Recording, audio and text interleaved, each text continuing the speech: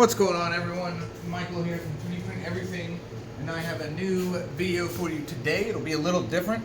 I set up a tripod so that you can see everything and my hand's not moving around. So hopefully this video will be a lot more pleasing for people who are who don't like my videos for being mobile and me walking around and talking. But today we're going to put together a new printer. We're going to give it a out of the box, unboxing, inspecting, my first opinions on it. Let's see what we got. I even forgot the name of this one. So this printer was recommended to me by my shop manager, Tiffany. I'm sure she's watching this. So thank you, Tiffany, for turning me on to this one. And what was it recommending I get it? We got it on Kickstarter a while back. This is the Fokoos FDM 3D printer. Reshape Imagine Odin Smart. So this is supposed to have 6 times faster speeds, remote control alarm, so I'm curious if that has something to do with an app or if it's just going to beep and make a lot of noise. We have an ultra direct drive extruder, whatever the heck an ultra direct drive is, and time-lapse video production and shared. So it does look like it has a camera on this. Now I did a video on the Anchor Make, and the Anchor Make was essentially coming out with something very similar to this, and I've seen this one and now one other one that are kind of combining a few things that I think are really good. So let me talk about that just looking at the photo of this. So one, the printer looks clean. It does have a sexy appeal to it. This is very, minimalistic or reminds me of like a Tesla if they came out with a 3D printer. They have nice covers here. We'll talk about the nice things first. So it looks like we got a screen. Looks like we have a decent sized build area. It's an I shape. We do have a direct drive. We have the camera. That's great. We do have this nice wire, what do you call that? That flat cable. That's pretty good. I do like that. It's a lot better than just having groups of cables running around. So all that's good. And the speed. If the speed is actually as good as what they say, then that's muy bueno. Really, really good. The things I dislike about it, just looking at it, first off, it's not a true auto leveling. I see adjustment wheels here, so we're going to have to level ourselves. That's okay, though. The Anchor Maker was one that I was seeing did not have those, so that would be one difference between them. I don't know what we have a knob for, but I'm hoping this is a touch screen and I don't have to use a knob on the side of the printer to control anything on the screen. That would be a little lame. And then I see that it's a wheel printer, so we've got rubber wheels all over the printer. That can be okay, but for a lot of you new people, and even for me when I was new, I didn't know for years how to adjust those. I didn't know what a concentric nut was. We'll go over that. We'll make sure that you understand that. Oh, I see the camera's shaking. Hopefully that doesn't get too bad, guys. I have it on wide angle and not the stabilization. I'm hoping it's stable enough and I don't shake this table so much that you hate this camera view. But if it sucks really, really bad, please tell me in the comments and I'll set this up on the ground and I'll move the camera off the table so that as I'm doing things, it doesn't shake the heck out of the camera. But I'm going to be aware of that and do my best to work through that. Okay, so nothing else on the box that's interesting. Now this does say it was made in Germany. So this is a Shenzhen Chinese company, but something about, no, made in China, but I think this has, what is it? I guess Germany specs or something. Like maybe you can sell it in Germany and they pass the codes. All right, let me take this off real quick. Let's. How do I? Oh, that. Alrighty.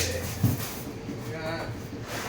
Looks like nice packing. Okay, we got a box of accessories here. There's our sample roll of filament. Okay. And a piece of foam. Just looks like the rest of the printer's in one section here. So it comes out like this. Cool. Set this over here. Let's see how fast we can put it together. Do you think we can put it together faster than a King Rune KP3S or KP3S Pro? I don't think so. Especially not on our first one. Can we do it in twice the amount of time? Even twice the amount of time is 2 or 3 times faster than putting together an Ender 3. Ah, there we go. That one was really stuffed in there. Okay. Let's see. Today being a Monday, how was y'all's weekend? Comment below if you had a good weekend. If you did anything special, let me know. You went somewhere cool, saw someone cool, or something bad happened. If you know, you lost someone or someone's in the hospital or something like that, feel free to talk about it here. We're a safe community, and it's good to be able to vent at times, even if it's just on a random comment. I promise it'll make you feel better if you're having a bad time. But hopefully this video makes you feel better and you're excited about this, or maybe you ordered one and you're waiting for it to come in. Maybe you're thinking about it. Maybe you're just curious on if you want to buy this printer. I don't know. Do I want a bunch of these printers? I don't know.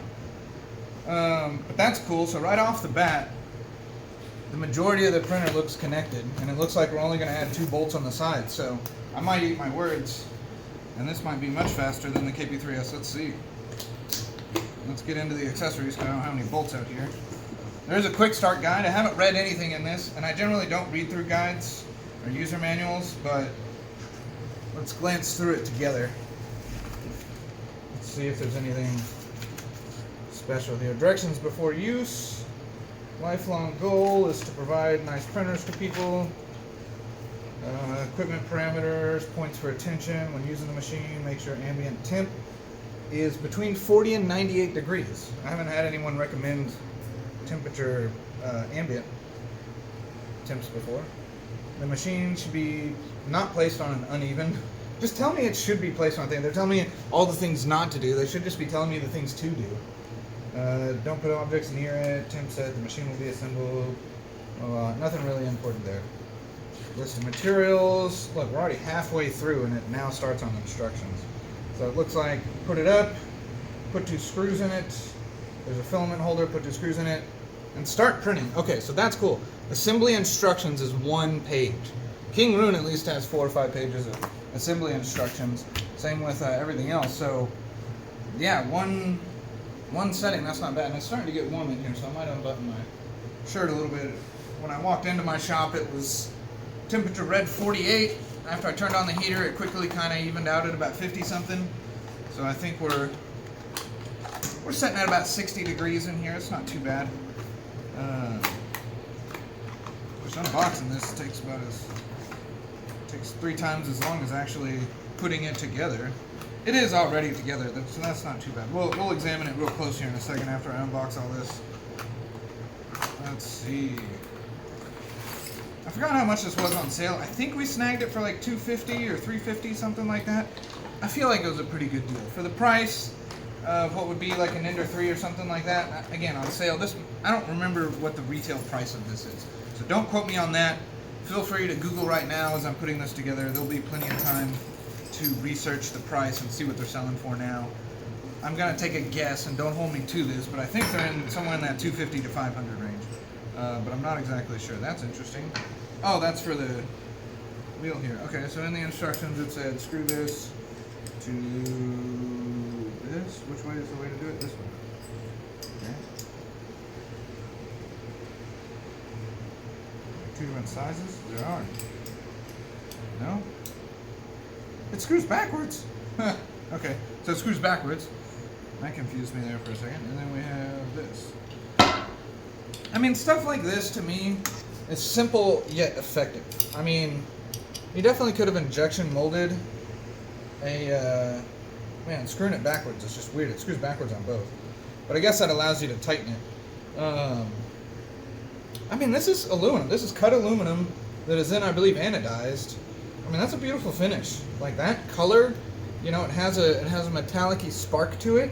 It's nice. The steel's nice. That's never going to wear out. I mean, I'm not going to be able to easily like bend or break this. Not that I want to. But you know, plastic ones and stuff like this. You know, this is cheap. I definitely like the ones you can hammer on, but why give away a $10 scraper? Okay, here's our wheel. Where's the 2 bolts? Is it just these? Fixing screw? This is the fixing screw? It's probably what it is. It's just 4 of these little guys. Okay, so there's our screws there. It's the first time I've seen an Allen wrench kit come with a holder from the factory. I assume probably some other ones do that, but let's upright this guy and boom. 1 bolt down. Okay. Whoa.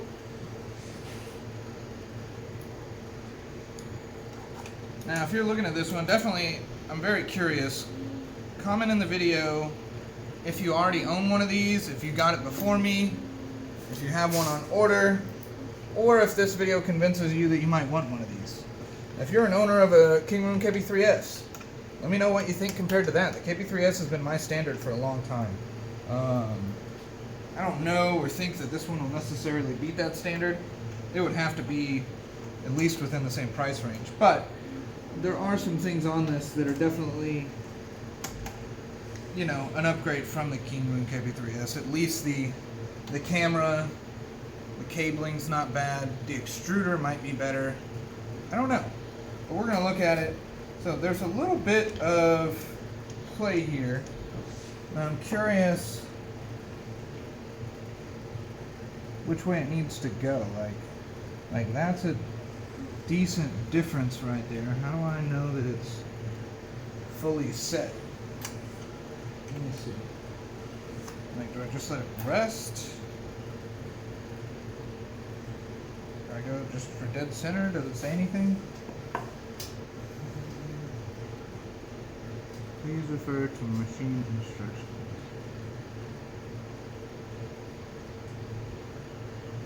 Yeah, I mean, they're not being very clear on this. So this is one of the first things on assembly, and like the only thing on assembly is this doesn't go perfect, and that's a considerable amount at the nozzle. I mean, that's a full inch up here that it's moving back and forth. So how do I know?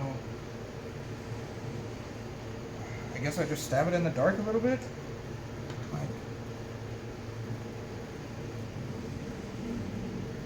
I literally cannot tell.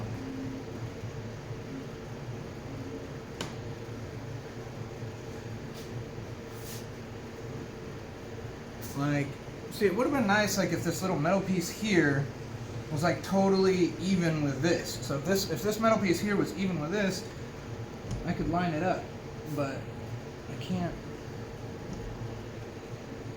really do that. It's like somewhere in the middle is I think where it needs to be. So I'm just gonna stab it kind of right in the middle of where it was rocking, and we'll hope for the best. I mean, it'll probably work, right? I've seen some printers come in way out of whack before, so the fact that some people said they got some prints off of their little Creality or whatever, that they didn't tighten anything on, and the extruder is like wobble, wobble, wobble, like real big. Yeah. Now I'm gonna tighten this down pretty tight, because if there's nothing else to lock this in place than just these 4 bolts that kind of have a lot of slack in them, then a bump of this might knock you out of alignment. So you're probably going to want to be careful with this printer on how much you hit, impact, accidentally smack this. So just be careful when operating it, because that's one of the things I'm noticing so far. Okay, now I'm taking a lot longer. I've assembled a lot more KB3Ss than this one. But let's just, as numbers of bolts, the KB3S has 6 bolts to put together. Is it 6 or 8?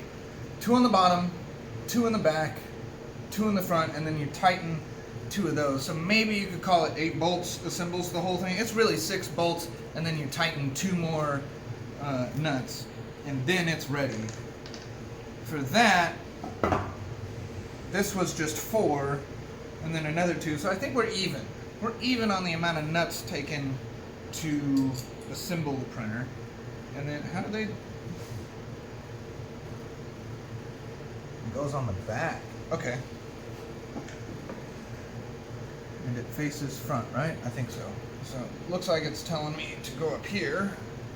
Now another thing I noticed that I like, this was something I had done to my printers a long time ago, and I had mixed results on it, but mostly good results, is the belted Z.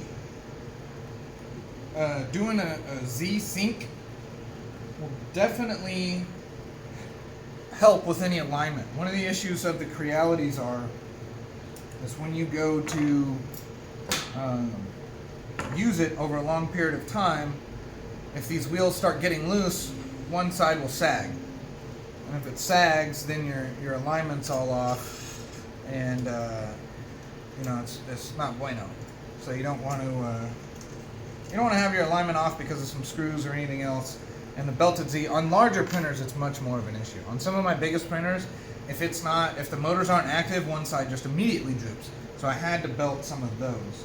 Let's see, they gave us volcano nozzles. Why are they called volcano nozzles? Let's look at that heat block. Heat block looks pretty beefy. Not too bad of a heat block. It looks like we have, is that just an LED or is that an induction sensor? That's got to be an induction sensor. I haven't seen one shaped like this, but there's also been a lot of 3D printers come out recently that I haven't had my hands on or gotten a hold of. Why is this not going back on? This was just easy a second ago. Okay. So it came with the silicone sock too, which is nice. That's a very cheap, very easy thing to make, and you'd be surprised how many 3D printers don't come with a silicone sock. Silicone socks, if you don't know, it's just a little piece of silicone that's going to go around your heat break. That helps in a couple of different ways. One of the biggest things is it'll help keep your heat block and nozzle clean. So if you have little stringies and stuff, they won't build up on there. And it also will help keep some of the heat on the inside. I just realized, never mind, don't worry about what I was looking at. Something was missing in the background. I was like, where's that box at? So I don't know where it is, but we'll find it later. It does look like we have some type of induction sensor that is quite close to the nozzle, but I would much rather have an induction sensor than a BL Touch, because when that BL Touch comes down and pokes, if you have a print that fails and it gets larger than the nozzle, it'll hit that little poker and break it, and then you've got to buy a new one, or you've got to buy a replacement and overhaul it, and then that's just a lot of time that you don't want to be dealing with. Another cool thing is, it looks like they put a little bit of glue on all of their connections here, so their connections should come connected and working well. Let's test the assembly of things real quick. So, I mean, technically that is together, and that was faster than the King Rune. So, props. I do like that assembly. I think anybody can kind of figure that out. I do think you're going to confuse some people on if you don't have at least another alignment tool or something else to better lock those in perfectly. Maybe even like a center one or something. I don't know. But there needs to be something done, like maybe a plate, like there's got to be something done to make that a little bit easier, so that we don't confuse people. But let's look at our direct drive extruder. So the direct drive extruder, okay, you see that? See how I can get a little gap out of that? We don't want a gap in our, you know, this is overall fairly tight, but you can see how it wobbles. It's not what we want. That'll cause problems. So most printers are going to come with some type of adjustment wrench, and then you're going to be looking for a adjustment nut, concentric nut. On here they have it on the bottom. I'm going to put that on there. Oh yeah. Yeah, now see, I'm giving it everything I have, and those wheels aren't coming off. That's what we want. Another way to check is you can just kind of feel the wheels. Now, okay. This is a little different. Okay, so on every other 3D printer that I've seen, when you have wheels on your Z like this, it's 3. It's 1, 2, and then a third on the inside. But if you look, there are no wheels on the inside. So it's only compressing the wheels to get the tension it needs. So it's just clamping in. So that's interesting. I'm going to figure out how that works. It did feel like my Y belt is just a little loose, so I'm going to go ahead and give that some tension. This is the X belt. The X belt was a little loose. Y belt's a little loose. We're going to tighten that too. This is nice. It is good and smart to be having adjustable tensioners on it. Good job there. Let's figure out how this... So I'm looking at all these bolts here, and I see that there's like an offset thing there. So how do you... Is that a non-adjustable? I see it over here too. It's just two holding it. There has to be something to provide tension on that, right? So those just hold it together. that holds that together, and that holds that together. So it's like the wheel. It's like the wheel is held between these two blocks, and these two blocks are bolted by this.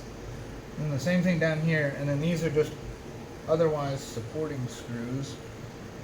Does look like it has some washers in the middle. I mean, it's tight. It's tight. I don't understand if there's any adjustment in this or not. Maybe it's just using the tension. I might have to walk off screen for a minute and check on a 3D print. I heard some noises, and noises aren't generally good with 3D prints. Yeah, I honestly do not know what is keeping this tension together. Maybe it's just the belt tension? But I mean, this is bolted to this, right? Like there's, yeah, you wouldn't be able to hold it there. So I don't know, maybe it's just a really tight fit and they managed to get that down. So, something to be learned more about how they did their Z rails there. Now otherwise, they do have this limit switch. For something as nice as what this is so far, and with the overall things that I'm impressed with, this is something, if anybody from Fokoos ever watches, this should be an induction sensor. You should have a little metal tab coming down here, a sensorless, or a touchless sensor. Yeah, let me stop this print. That's what's needed, really. Oh no. All kinds of mess.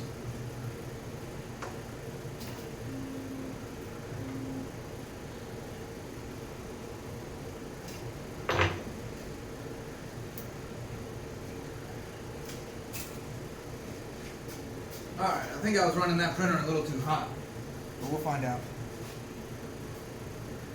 Reshape Imagine Fokoos. Another thing, I'm not huge on these beds. You know, for how mass-produced these printers are, how cheap Borsite glass and spring steel are, it's worth a $10 upgrade to just have us the option. I'd pay $10 more on every single printer I bought if it came with a PEI sheet. And, you know, I'd pay that extra $10 or $20 if it came with a glass bed and a PEI sheet. I don't know. I wish there was a way that we had options on that, because I'm not real big on glass beds myself. I switched my whole fleet over to King Room KB3S's, and I believe I did order the rail kit upgrade for them and the PEI spring steel, but because there were already machines in the US, or I don't know. Anyways, I got a bunch of machines without them yet. Hopefully they are coming. If they're not, I'll be buying more to get them to come in. But I'm using glass, and when I use PETG and stuff like that with the glass, I really have to hammer a chisel on it, and that's annoying. And I've already had brand new glass beds, not even 3 weeks old, break.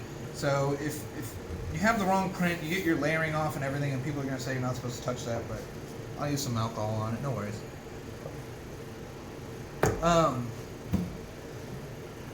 Anyways, you can break these glass beds. So, let's get on with it. Anything else we see interesting? I do like that they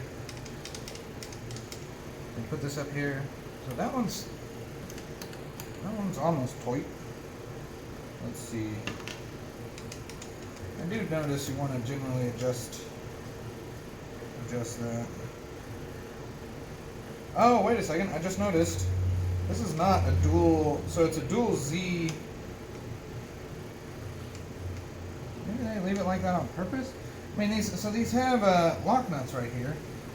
I mean, I think this is for your lock nut. It's interesting that, like, in the instructions, they don't tell you to check any of this stuff.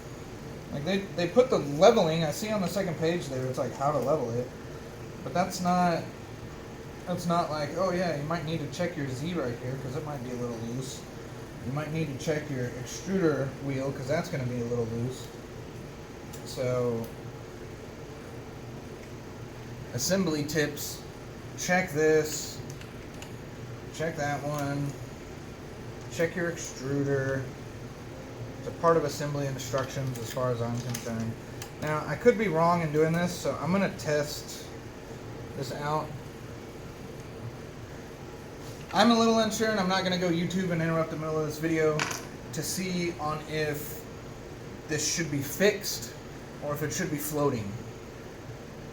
I believe I ran into opinions on both sides on whether it should be fixed or floating. I mostly just fixed them. Sometimes I printed with them floating and not known that they were floating. But either way, experiment. I mean, it's literally tightening and unscrewing a couple things. So I think that'll be pretty easy. Alright, last things. Let's start this up and let's get our first test out of it. I got things to do. Double check that your power is at 115 if you're in the US. I'm assuming this has something to do with the camera maybe. Is there a plug somewhere for this? I thought this was a plug, but it actually has a memory card on the side right here. I don't know what this is for yet. And we have a power cord. What is this? BL Touch bracket screw. It's not a BL Touch, right? I have extra BL Touch bracket screws, it looks like. I have an extra BL Touch bracket. Okay, so see, they even understand that this BL Touch is so common to break that I guess it rips out the screws, you lose them, and you need another bracket. So they give you an extra just to get you back up and going so that you can print another bracket for when you break it. So hopefully that's not a common thing, but it's also not very reassuring that it comes with an extra one. Now Fokoos, definitely let it come with an extra one. Don't think that me saying it's not reassuring is a bad thing and you shouldn't put it in there. If they're breaking often enough that you decided, or someone decided that they needed to have that in there, you should have that in there. Let me see.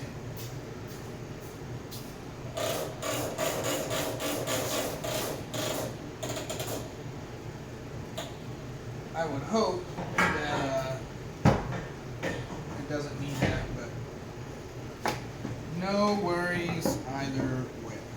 Let's see. It does look like we have 2 extra assembly screws and at least 1 extra T-nut and an extra nozzle, so that's cool.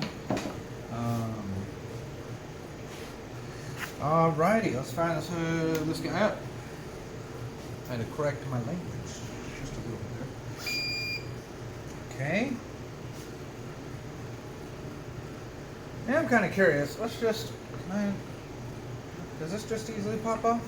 Ah, it's bolted. I do want to kind of see what's on the other side of this. Let's just look, why don't we? I'll look so that you don't have to. How about that? So if you got one of these and you're curious, let me take it off first. So it does look like we have this wire running through the middle of this part. I'm half surprised this isn't a 3D printed part, but that also means that they sold so many of these they could afford the tooling, which was probably over there, somewhere between $3,000 and $6,000 to $10,000, depending on how many of these they got. You can have multi-cavity tools, so like for a single cavity, which would be just this little yellow part here, you're probably spending a few thousand, especially like hookup prices, not US prices, and like whatnot. In the US, this might be a $10,000 or $15,000 or more, but this is what it looks like on the inside. So you've got like this PCB board or something, or whatever this is called, breakout board of some kind. Everything plugs into that and comes back out, which is nice. That means, you know, we don't have like hot end wires going all the way back. You don't have to wire everything up all stupid. Your fan's right here. This is a nice fan. So I like this. They put these slits going in 3 directions, so it doesn't blow. Okay, the secondary fan's on. I'm like, whoa, that's actually a lot of air. The secondary fan is on, which is okay. They only have it blowing from one direction, which is very common for a lot of manufacturers, but it has been, I think, shown that having at least a dual side or a complete, you know, 3-sided or completely rounded fan shroud design is more beneficial when it comes to PLA. Now, of course, the fan shroud doesn't really matter too much on PETG or anything else, but for PLA, it's worth it. It would be neat if they let you, like, accessorize this a little bit. The yellow is a little gaudy up here, but, like, I'd probably do a purple. Now, what I foresee, definitely, is so that people can customize this, is having this be a 3D print file that someone can print. And if it's not one, I know someone's going to make it. So, you know, heads up to potential customization. Now, to me, I wouldn't care if all that was exposed. I actually kind of like it.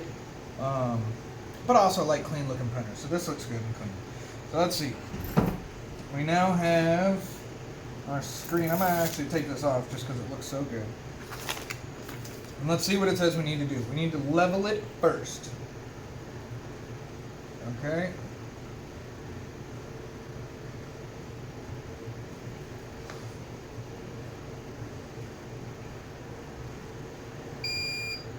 So it turned off and just turned back on.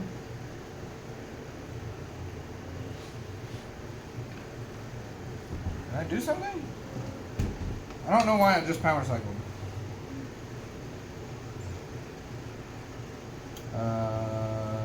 Check? No. Did it say self-check? Set and level. Start.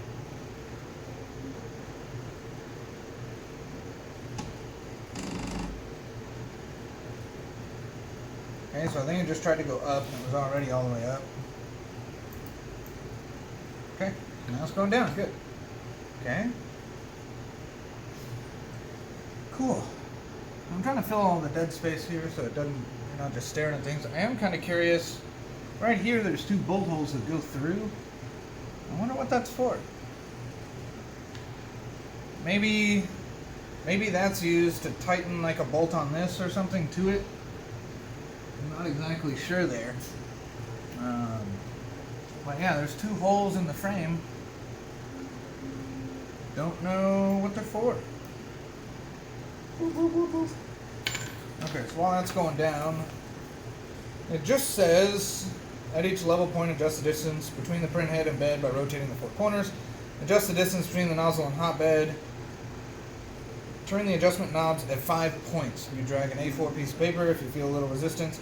Both the nozzle and heat bed. Adjust the knobs. Keep the distance between 0.1 millimeter from the print head and platform.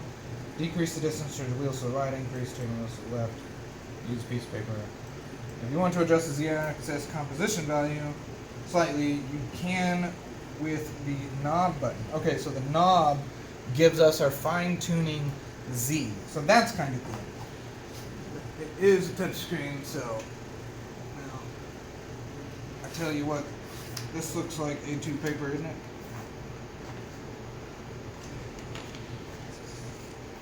The last page actually feels thicker than the first. Software installation, I think I can read that one separate. I don't often do the paper too much. Only mostly because I find the paper to be unreliable. Now let me go back. How do I go back? Alright, well I'm trying to... Why is it doing that again? Okay, it did go back. Move... Z move 20, there we go. Okay, so I am scooting that up, and there's just a little bit of plastic on the bottom of the nozzle, so I needed to remove that. Now you can either heat it up or you can clip it off like that, but that's one way to do that. I do find that this little back button is kind of up here in the corner. Doesn't seem to read it very well. Yeah, everything else is reading. Go back. Alright, the screen... Well, at least that works, because the back button is not easy to press. Now, I don't know if that's maybe the little screen plastic is still on the back side of it, but that is straight up a little tricky to press. Alright, now what are we doing?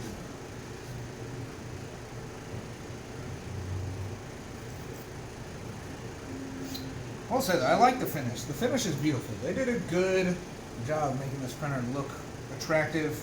I mean, that's like, I would be happy if a card looked like it. It's not gloss, but it does look nice.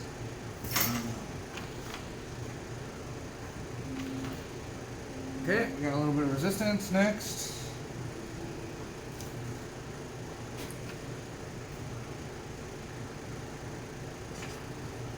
Wow.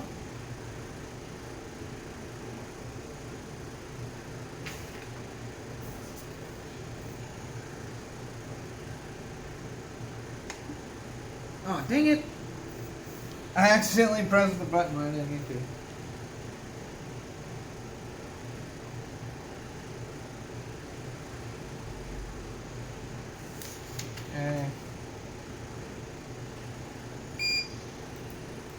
because I skipped that background, I'm pretty sure it's a little off. So I'm going to see if I can do it one more time. Leveling, start. I'm curious, it probably has some sort of auto leveling, or not auto leveling, but they call it auto leveling, but I mean the adjustment leveling to where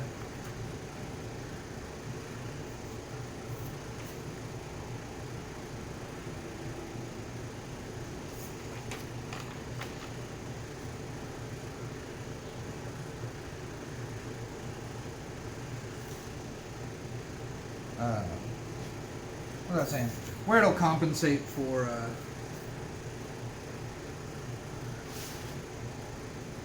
any low spots. Okay. I think that's good. Got it spot on there.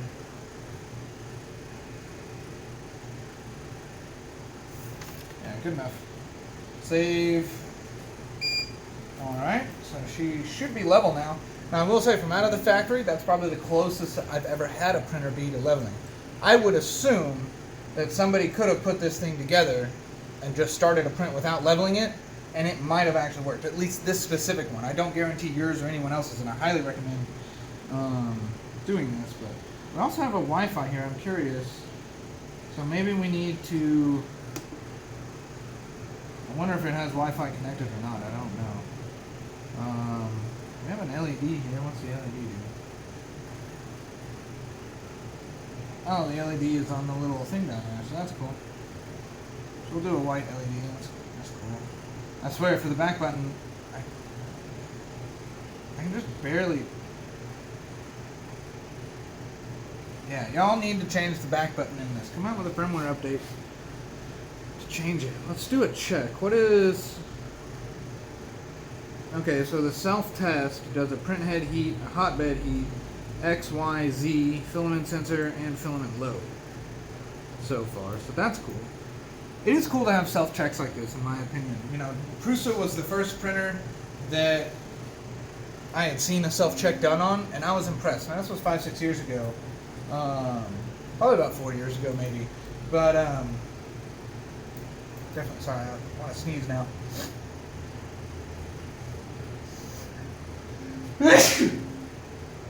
Comment bless you below. If you got this far. Just to show me how many people got this far and how many people actually like commenting, comment bless you for me. I'm curious. But cool, everything else is looking good here. I'm curious if this is already in Cura or if I'll have to do anything separate for Cura. So let's see. Skip past the next thing. Bed leveling tips, we got all that. Self-tab. Load filament. Easy cheesy. Start printing with the USB, print files.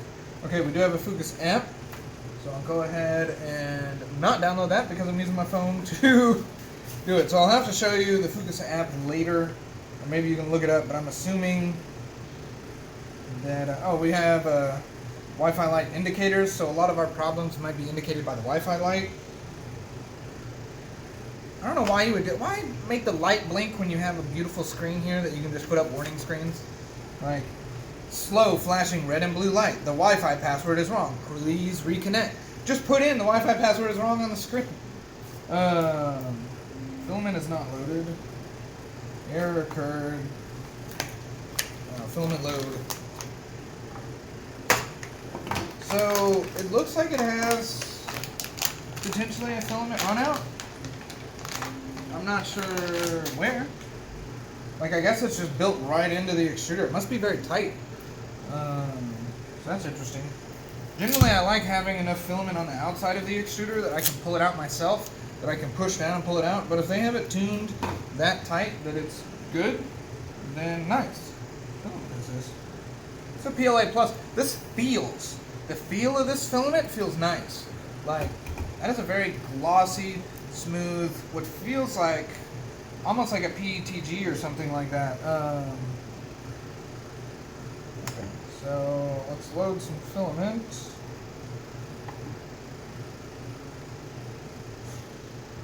Maybe load 20. So cool.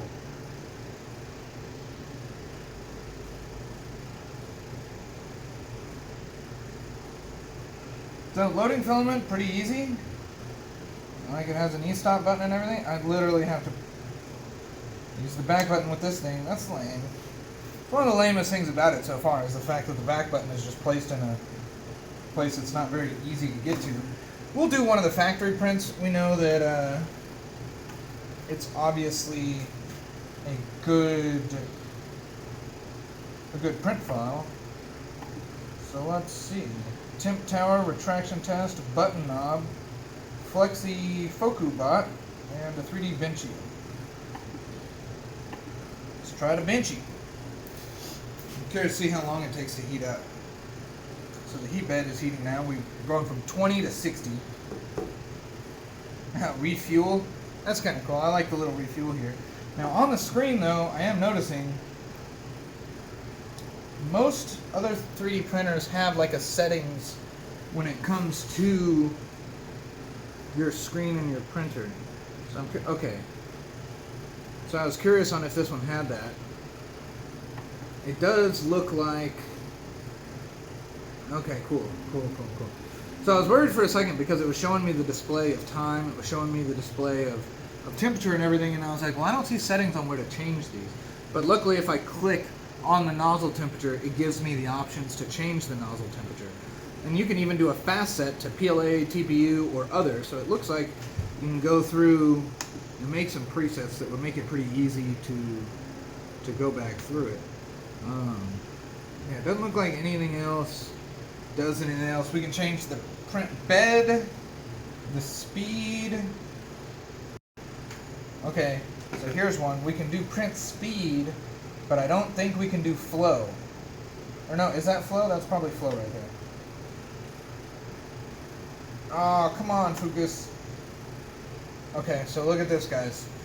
And you might, I don't know if you saw that, but here's our screen. We're warming up and everything.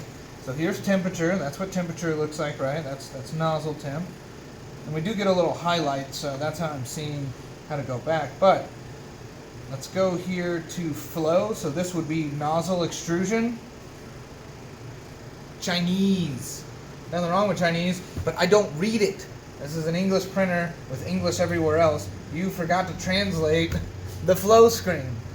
So now we have Chinese explaining flow. Now obviously we have some quick presets of, hey, turn it 20% lower or 20% higher, and you can adjust it in the middle. I think I can figure that out, but you definitely need to update the firmware on this so that the flow screen is in English. That's funny. Someone literally forgot to translate that screen. So, oh well. We'll see what happens. Looks like we are now heated, so that was pretty quick. How long did that take from the time that I said that? You might even comment below on how long that took. It felt like 1:20 is what I'm going to guess. Let me know how close I am. If I'm like 122, 120, if I'm within 5 to 10 seconds, definitely let me know if someone knows. Let's see. Okay, we're heating up the nozzle now, 205.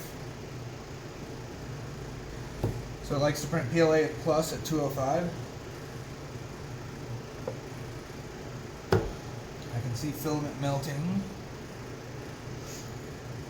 Let's see if that's all it took. Otherwise, I'd be pretty happy. I'm kind of curious to see how much this is. I could use it. I mean, I think this is... the print bed was... it's a smaller print bed. It's not a 300, but you could get some production out of these guys. I could stack them in a small area. Oh, shit. That's definitely too close. What the hell? It's too close in the back for sure. So I'm live adjusting the bed a little bit. So I didn't see any like full-on self-leveling, but it's not holding back. That's got to be a 75-80 speed on that first layer. Let's see if 6 times faster print speeds. I mean, I guess you could call that if most people do like 20 on their first layer and you're doing 100. That might be 100, I don't know. It's moving though. It is quick. But it is definitely a little too close to the bed. It's mushing it.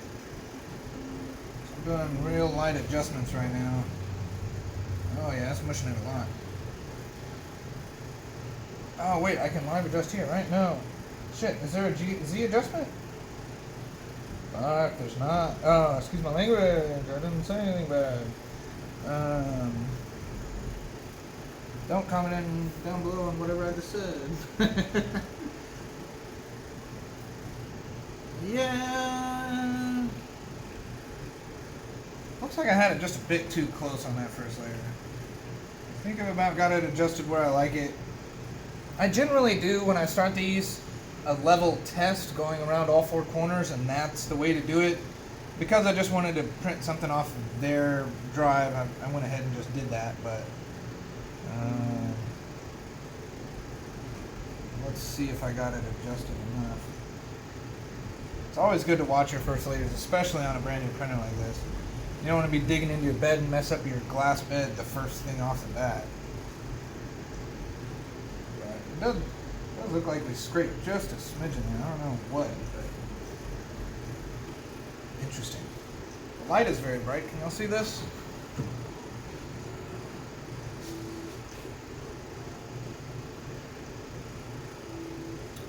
It's moving. I could use that kind of speed, not gonna lie. If it's this reliable, I mean, let's be honest guys, our King Runes aren't running that fast. I can get over some wheels if I get speeds and reliability. I'll change my tune on wheels real quick. I think you can do it with rails just as well. I think the rails might even be better. And let me know about the shake too. Now that you've gotten through this, I'm seeing that I'm either me shaking the table or this is shaking the table. How was the shake throughout the video? Please comment and let me know on that. I am going to read all these comments. I'm very curious because if I need to do ultra stabilization on this or if I need to take it on the ground, I will. I don't want y'all having a bad experience, you know, feeling like you're in a bumpy car ride or something like that. So let me know if it was acceptable, if it was great, if it sucks. Like right now, I think the printer is shaking the bed, so I apologize. But I tell you what, let me get you a little closer. So let's look at this thing because it's worth it. Boy, this is a long video. I didn't realize I've been doing this for almost an hour.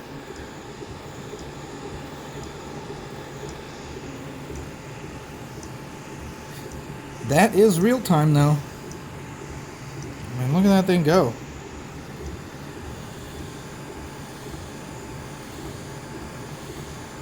Nice. Alright, well, I'll probably let this go. I have no idea how long this print is. But I'll definitely do... What I'll try to do is stitch in the time-lapse video here at the end. Because I'm very curious to see how that works. I'm guessing I might need to get into the app. I might need to start something from the app. So I have no idea if it's time-lapsing right now or not. But I'll get into the app. We'll figure that out. I'll answer a couple more questions. This will be the end of the beginning of the video. Like I said, I'll most likely stitch them together or I'll just do a second part. This is already a pretty long video, so I'll probably just do a second part. Let's count on that. We'll do a second part with the time-lapse and any other mentions and comments on this. So I'll wrap this one up here just shortly. But let me know what your thoughts are overall. I asked you to comment on a handful of things, so if you just skipped here to the end to get my to get how I feel on it, I highly recommend you go back through and comment on some of the other things throughout the video. Anyways, let me know what you think of this Fokoos. Let me know what you think of it compared to your printer, just off of my little video here. How easy was your printer to put together compared to this one? If you got a King Rune KB3S and you're one of the King Rune fans like I am, long live the King. What do you think about this? Would you replace your King Rune with this?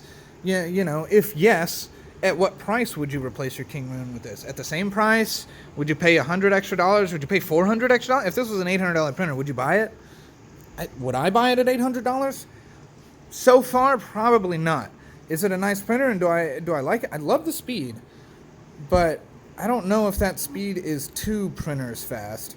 I don't know if I could replace 3 KP3Ss and get the same production out of this as I would 3, but I mean, I'm not going to lie. That is enticing. That is quite fast. If this thing's under $500, I might actually get a couple of more just for my quickest prints. But, Mark, hope you're watching this. I'll at least tell you to. You might check this one out, or at least ones like it, because this could be the future. And not to mention, this is going to kind of shift things for me a little bit. Let's think about, like, I do my pricing based on time on printers. So if I'm charging someone right now 60 millimeters a second on my KB3S, and now I get this thing and it's running at, let's say, 300, that's, you know, that would be 6 times faster, or pretty close to it, at least 5. You know, that could cut my print times in half. That would mean my prices go down if I'm using a printer like this, or at least my prices to you.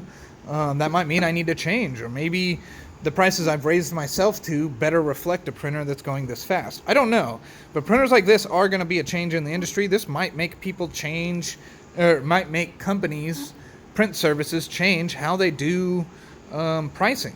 Yeah, you know, one printer like this, you're not going to change your pricing on. But if I had a fleet of these, I would definitely have to reconsider what I'm averagely charging things to look at. I mean, look at the speed of this one compared to that one in the back. I mean, that copper one is moving. Can you tell? It's moving. Look at this. If I was printing that thing this fast, I'd be done.